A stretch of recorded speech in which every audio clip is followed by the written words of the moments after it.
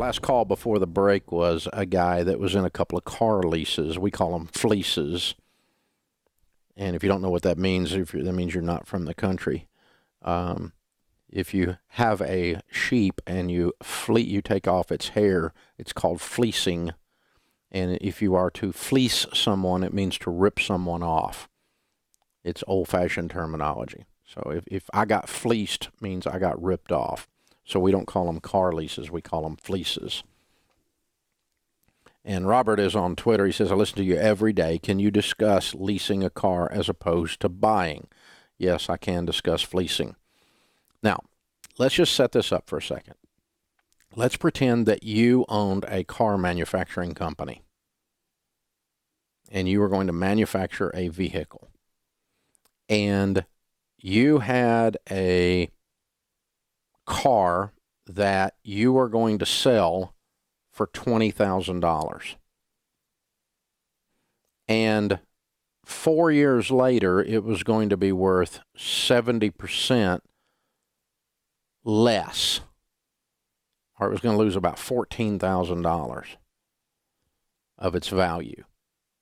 And so that $20,000 vehicle 4 years from now would be worth $6,000. That would be the average, by the way. A new car loses 60 to 70% of its value in the first 4 years. It just comes off the lot. And so instead of selling it for $20,000 and the individual that's driving it loses the $14,000, instead you're going to rent it to the individual that's driving it. And at the end of the car lease, you're going to not get a $20,000 car back. You're going to get a car back that's worth $6,000.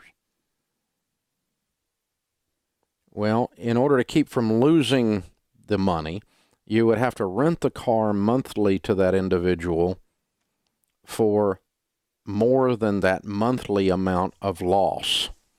And so if we just took $14,000 and we just, in our example, and we said that happened over 48 months, that would be $291.67 that the car is going to lose in value in our projection. Now, you and I, you own a car manufacturing company. And so you're going to rent a car to someone that's going to lose $291 a month in value. And so it stands to reason that you're going to rent the car to them for more than $291, right? Because you at least have to cover how much it goes down in value in the payment, in the rent payment. Does that make sense? Of course it makes sense. Then the other thing you know is that if you own a car manufacturing company, you probably also have a financing arm to your car manufacturing company. And if you were in the car manufacturing business and you had General Motors credit or Ford Motor credit or Lexus credit, you would know that you make more on the financing when someone uses your financing company and pays you interest to borrow money from you, that you make more on that than you do on the actual profit on the sale of the car. And so you also are in the finance business, the banking business, the car payment business, and you make a good profit on that. And so if you rent this car to someone, they're not going to be paying you interest, so you're going to lose out on the car payment business side of your equation. And so not only would you want to collect $291 plus a profit, you'd also want to collect interest on the $20,000 that basically they're driving around your $20,000 bill right here, right? I mean, you gave somebody $21,000 bills, and they're carrying them around for 4 years. So you'd want to charge them interest on that, wouldn't you? And so you would take the drop in value monthly.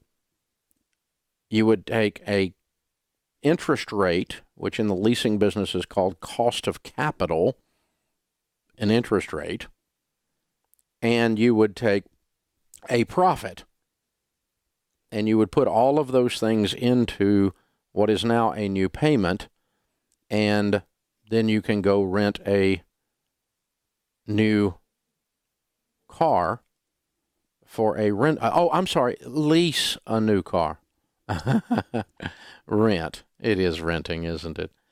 So when you rent a car, when you lease a car, you are paying the loss in value monthly, you're paying the profit, and you're paying an interest rate, the cost of capital. The only thing is the interest rate's not disclosed to you because this is not technically a loan, and so the Federal Trade Commission disclosure sheets that you get on a loan are not there because you're technically just renting. And so when you rent at Hertz, you don't have to get a disclosure on the cost of capital. And when you lease from Lexus or BMW, you don't have to get a cost of capital. So unless you're pretty good with a calculator, you really don't know what your cost of capital is. You don't know what interest rate you're paying. I'm pretty good with a calculator, though. And a lot of other people are, too, that have done research on this.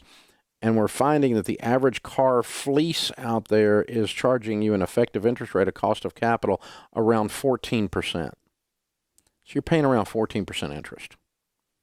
Plus you're paying the loss in value, the depreciation, plus you're paying a profit. And if you go over on your miles, they're going to charge you more. And if there's more than normal wear and tear on the car, they're going to charge you more. Because if you bring me back a $6,000 car that's dinged up and got a bunch of miles, so it's really only worth $5,000, I'm going to charge you the other $1,000 if I'm the car manufacturer. Because my goal here is not to lose money. My goal is to make money.